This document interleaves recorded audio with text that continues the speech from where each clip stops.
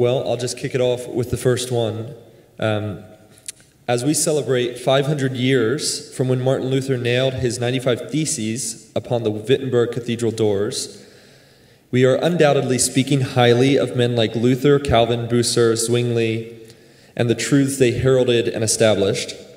However, inevitably, conversation comes up about, for instance, Luther's anti-Semitic writings or Calvin's involvement in the death of Servetus. So the question is this: how should we consider these men who were so monumentally used by God for great good, and yet we see either glaring flaws or blind spots in their lives? How should we see them, feel about them, if we find genuinely troubling truths about their personal lives, or even perhaps a doctrinal stance they may have held? My answer to that is the same answer I would give if you asked about the list of heroes of the faith in Hebrews 11. You read that list in Hebrews 11, and it includes men like Samson, who in so many ways was a spiritual disaster. He was dedicated by his parents at a very young age, to live the lifelong role of a Nazirite, which meant that he couldn't cut his hair, he wasn't supposed to touch wine or any of the fruit of the vine, and he wasn't supposed to touch dead bodies. He did all those things. And, he ate the honey out of the corpse of a lion and then boasted about it, and just lived a profligate life, and dishonored his parents because he wanted to marry a Philistine girl, and they were appalled by that idea.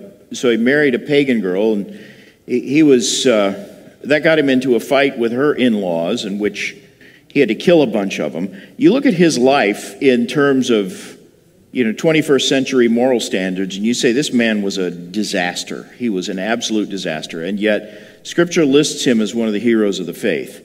And the answer is, we're all flawed. Some of us are flawed more than others, but all men are flawed, and God has always used flawed men. David committed adultery and murder, and those are sins which admittedly would disqualify a man from leading the church today. If I knew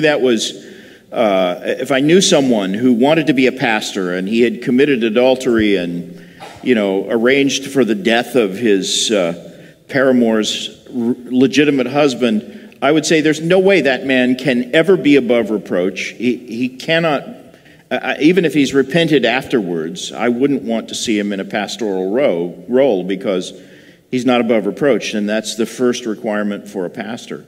And yet, the Lord kept him as king of Israel, and he is the one from whom the messianic line descended. So the Lord can overrule his own, he justifies the ungodly, right? It's not that he throws out justice, and it's not that he throws out morality. Be sure your sin will find you out. And in all those cases, it does. But the fact that men have flaws doesn't mean God can't use them. And it doesn't mean that we shouldn't honor them for their faith and their faithfulness where they were faithful. I think Calvin's flaws are often grossly exaggerated. He didn't personally kill Servetus. He simply said, by the laws of the time, what Servetus did, teaching heresy and sedition and anarchy, he was an anarchist, was worthy of the death penalty by the civil laws of the time. And Calvin actually pleaded for a more merciful form of execution than burning him at the stake. And it was the city council who said, no, we're going to burn him at the stake. So Calvin, in that, I think, is often portrayed as a murderer and a bloodthirsty man when he was not. If you know Calvin's character and read his sermons and all that, you find he's a much better man than either Catholics or Arminians want to admit.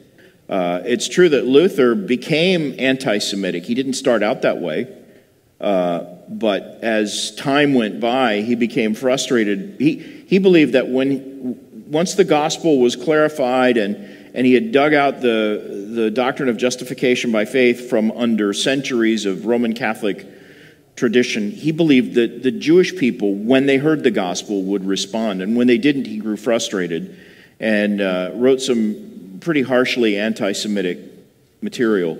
And there's no excuse for that. There's no way to say, well, that wasn't really so bad. It was bad, and there were other things Luther did that were bad. He had a vile mouth.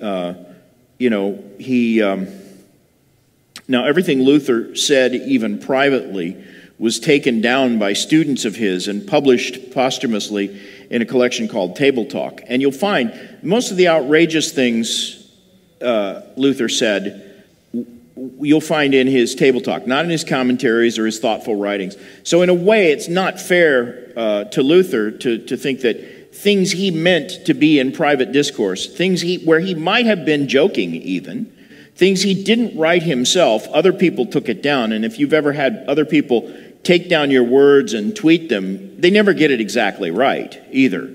And whatever you say that sounds bad is going to be exaggerated by the people who record it. So you do have to cut Luther a little slack on that. But there's no question he was a flawed man. And some of the reformers had pretty severe short-sighted flaws.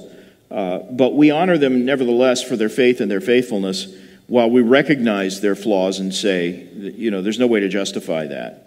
One of my favorite theologians in America is R.L. Dabney. He was a Presbyterian theologian, and I firmly believe that he would be remembered as America's greatest theologian ever, except that he got embroiled in the Civil War. He was a Southern Presbyterian. During the time of the Civil War, he was the chaplain to Stonewall Jackson. So he was actually in the military and fought for the South in the war. And when the South lost, he became embittered and never really got over it. And some of his later writings also are racist, just racist. And so much so that when the Banner of Truth published his collected writings on essays and stuff like that, it's called Discussions. It's actually my favorite set of books. Of all the books on my shelf, that's the one I would least like to lose, because there's some just brilliant material in there. But when Banner of Truth, it was originally 4 volumes, and when Banner of Truth picked it up and published it, they made it 3 volumes because they took out, there was so much racist material at the end that they had to take out. So they deleted half of volume 3 and most of volume 4 and put it in 3 volumes.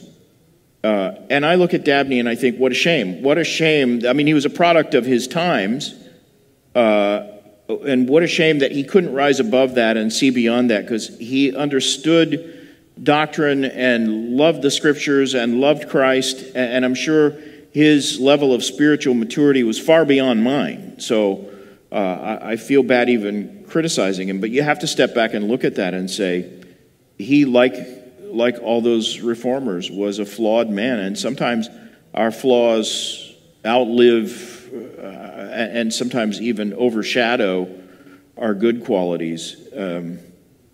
It's one of my fears, frankly, because I put a lot of stuff on the internet, and over the years, some of the things I've written on the internet have made people angry. And I hope, succeeding generations don't look back and say that the thing that stands out about me is that I was a, sarcastic badmouther.